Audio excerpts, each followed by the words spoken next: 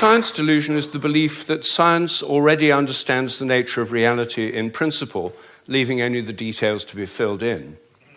This is a very widespread belief in our society. It's the kind of belief system of people who say, I don't believe in God, I believe in science. It's a belief system which has now been spread to the entire world. But there's a conflict in the heart of science between science as a method of inquiry based on reason, evidence, hypothesis, and collective investigation, and science as a belief system or a worldview. And unfortunately, the worldview aspect of science has come to inhibit and constrict the free inquiry, which is the very lifeblood of the scientific endeavor. Since the late 19th century, science has been conducted under the aspect of a belief system or worldview, which is essentially that of materialism, philosophical materialism. And the sciences are now wholly owned subsidiaries of the materialist worldview. I think that as we break out of it, the sciences will be regenerated. What I do in my book, The Science Delusion, which is called Science Set Free in the United States, is take the 10 dogmas or assumptions of science and turn them into questions, seeing how well they stand up if you look at them scientifically. None of them stand up very well. What I'm going to do is first run through what these 10 dogmas are, and then I'll only have time to discuss one or two of them in a bit more detail. But essentially, the 10 dogmas, which are the default worldview of most educated people all over the world, are first that nature is mechanical or machine-like. The universe is like a machine, animals and plants are like machines, we're like machines. In fact, we are machines. We're lumbering robots, in Richard Dawkins' vivid phrase, with brains that are genetically programmed computers. Second, matter is unconscious. The whole universe is made up of unconscious matter.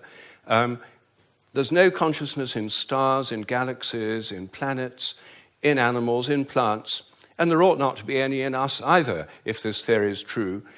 So a lot of the philosophy of mind over the last 100 years is trying to prove that we're not really conscious at all. So the matter's unconscious, then the laws of nature are fixed. This is dogma 3. The laws of nature are the same now as they were at the time of the Big Bang, and they'll be the same forever. Not just the laws, but the constants of nature are fixed, which is why they're called constants.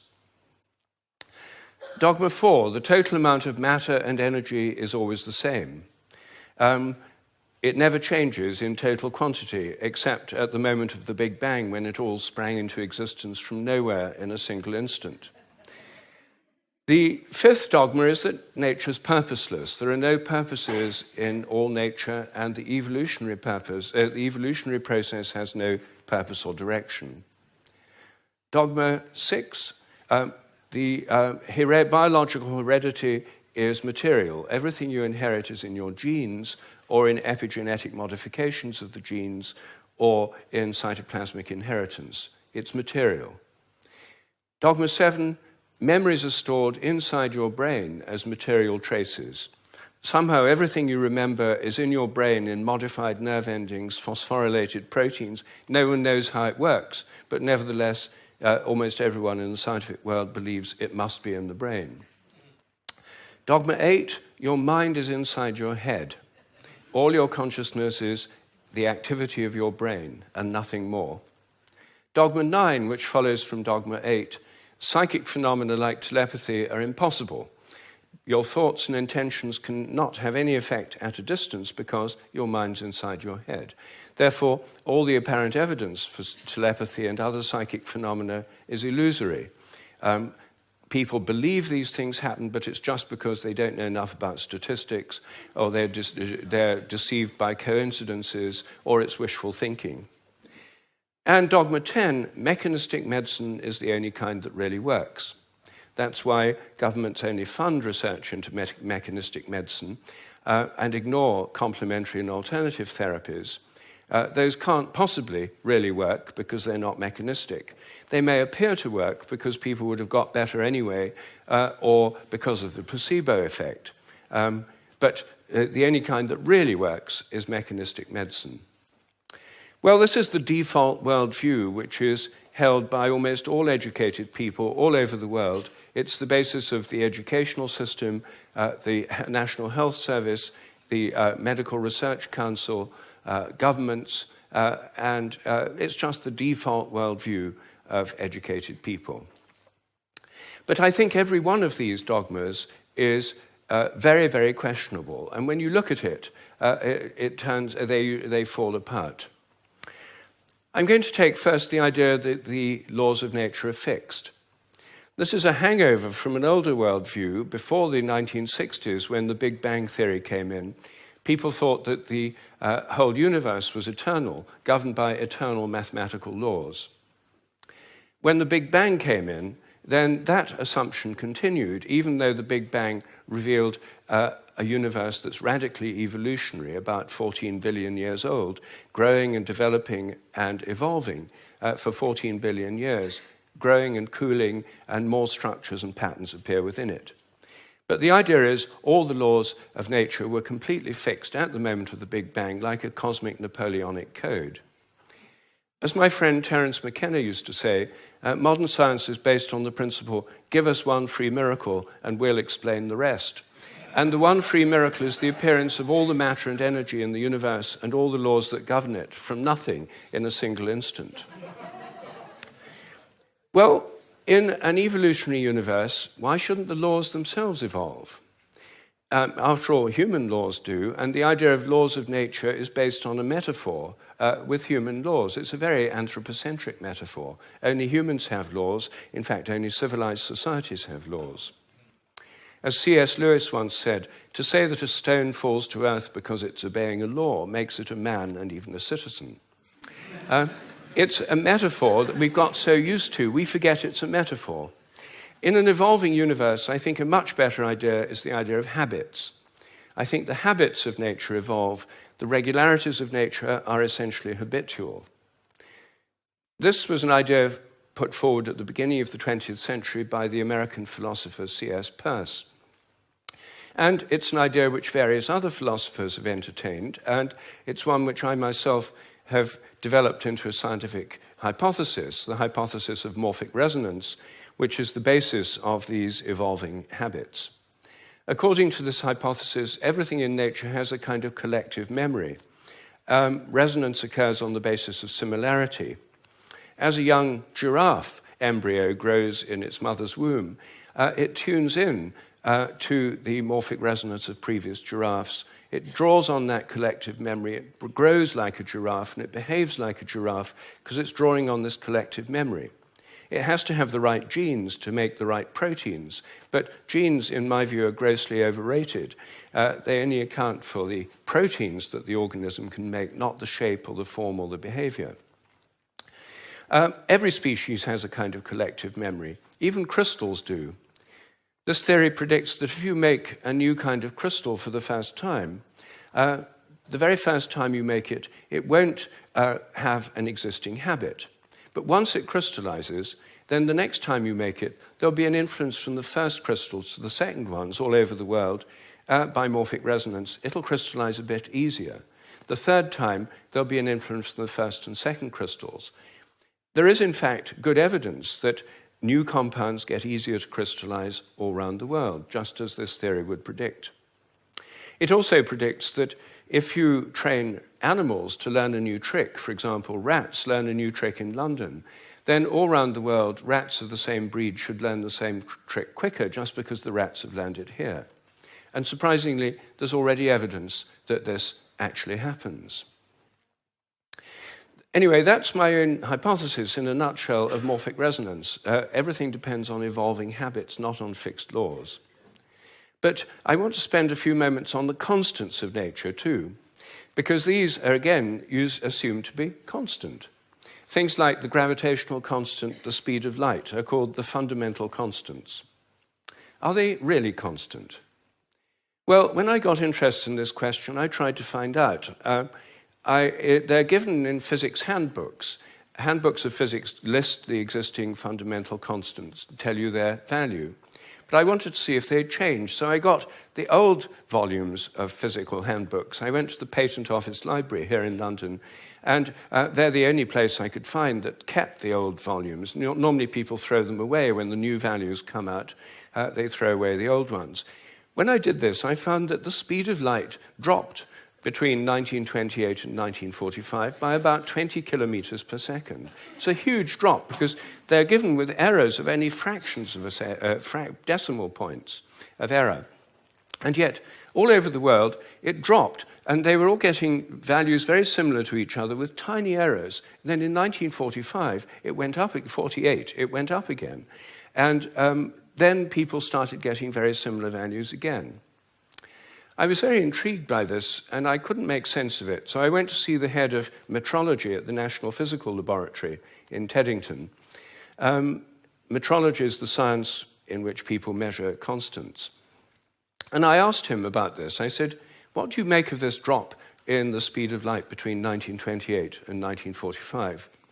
And he said, oh dear, he said, you've uncovered the most embarrassing episode in the history of our science. So I said, well, could the speed of light have actually dropped? And that would have amazing implications if so. He said, no, of course it couldn't have actually dropped. It's a constant. So, well then how do you explain the fact everyone was finding it going much slower during that period? Is it because they were fudging their results to get what they thought other people should be getting, and the whole thing was just produced in the minds of physicists? We don't like to use the word fudge. I said, well, what do you prefer? He said, well, we prefer to call it intellectual phase locking.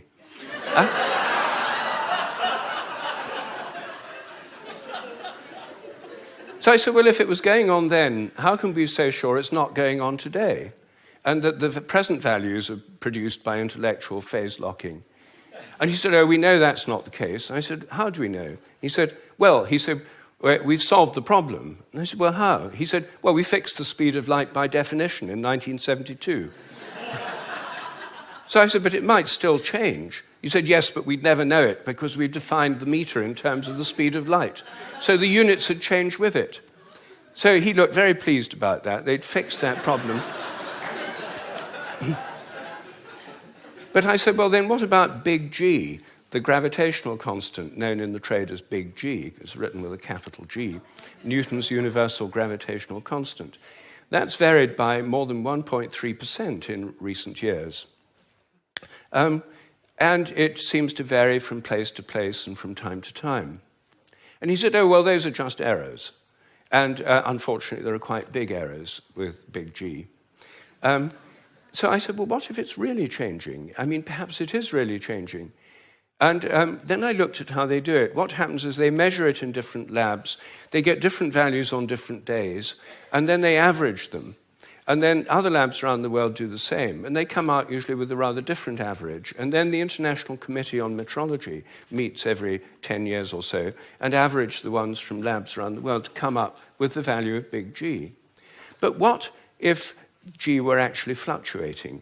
What if it changed? There's already evidence, actually, that it changes throughout the day and throughout the year. What if the Earth, as it moves through the galactic environment, went through patches of dark matter or other environmental factors that could alter it? Maybe they all change together. What if these errors are going up together and down together? For more than 10 years, I've been trying to persuade metrologists to look at the raw data. In fact, I'm now trying to persuade them to put it online on the internet with the dates and the actual measurements and see if they're correlated, to see if they're all up at one time, all down at another. If so, they might be fluctuating together, and that would tell us something very, very interesting. But no one has done this. They haven't done it because G is a constant. There's no point looking for changes. You see, here's a very simple example of where a dogmatic assumption actually inhibits inquiry. I myself think that the constants may vary quite considerably, within narrow limits, but they may all be varying. And I think the day will come when scientific journals like Nature have a weekly report on the constants, like stock market reports in newspapers. You know, this week, big G was slightly up, the charge on the electron was down, the speed of light held steady, and so on. That's one area, just one area where I think thinking less dogmatically could open things up. One of the biggest areas is the nature of the mind. This is the most unsolved problem, as Graham just said, that science simply can't deal with the fact we're conscious. And it can't deal with the fact that our thoughts don't seem to be inside our brains.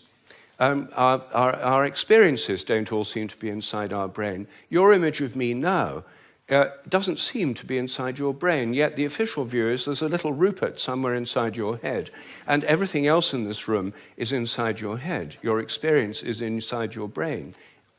I'm suggesting actually that vision involves an outward projection of images. What you're seeing is in your mind, but not inside your head. Our minds are extended beyond our brains in the simplest act of perception. I think that we project out the images we're seeing, and these images touch what we're looking at. If I look at you from behind, you don't know I'm there. Could I affect you? Could you feel my gaze? There's a great deal of evidence that people can. The sense of being stared at is an extremely common experience, and recent experimental research suggests it's real. Animals seem to have it too. I think it probably evolved in the context of predator-prey relationships. Prey animals that could feel the gaze of a predator would survive better than those that couldn't. This would lead to a whole new way of thinking about ecological relationships between predators and prey, also about the extent of our minds. If we look at distant stars, I think our minds reach out in a sense to touch those stars and literally extend out over astronomical distances. They're not just inside our heads. Now, it may seem astonishing that this is a topic of debate in the 21st century. We know so little about our own minds that where our images are is a hot topic of debate within consciousness studies right now. I don't have time to deal with any more of these dogmas, but every single one of them is questionable. If one questions it, new forms of research, new possibilities open up. And I think as we question these dogmas that have held back science so long, science will undergo a reflowering, a renaissance. I'm a total believer in the importance of science. I've spent my whole life as a research scientist, my whole career. But I think by moving beyond these dogmas, it can be regenerated. Once again, it can become interesting and, I hope, life-affirming. Thank you.